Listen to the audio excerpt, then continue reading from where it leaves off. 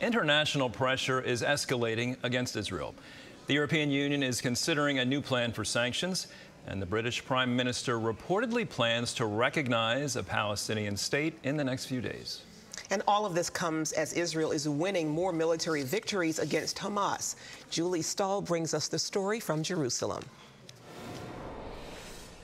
Israeli troops are keeping up their advance against Hamas in Gaza City, dismantling terrorist infrastructure and targeting enemy fighters. On Wednesday, the IDF said it struck a weapons storage facility containing explosive devices intended to strike IDF troops. Meanwhile, according to reports, the Israeli push forward has emboldened some Gazan clans to stand up against Hamas and take over certain areas. Military officials were quoted as saying that a number of clans had deployed armed operatives to prevent Hamas from reasserting control, and at least one clan had made an agreement with the IDF. Israel is also making a giant leap forward in its defense.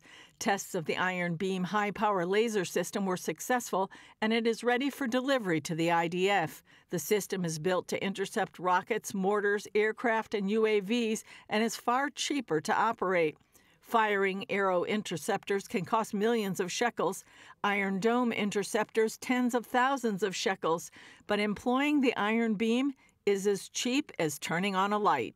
On the international front, the European Union laid out a sanctions plan to pressure Israel to end the war in Gaza. Israeli government's push into Gaza City is a new escalation of the war and will further deepen the humanitarian crisis.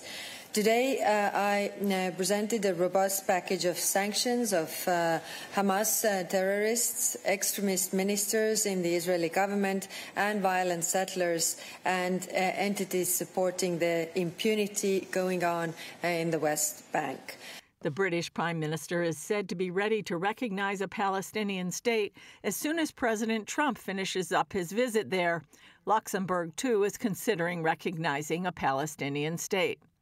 On the other side, Netanyahu welcomed Fiji as the 7th country to open its embassy in Jerusalem. The fact that you have come here and you have put your embassy in Jerusalem and you recognize a truth that everybody should recognize, but few governments have so far, that this has been our capital for 3,000 years since the days of King David.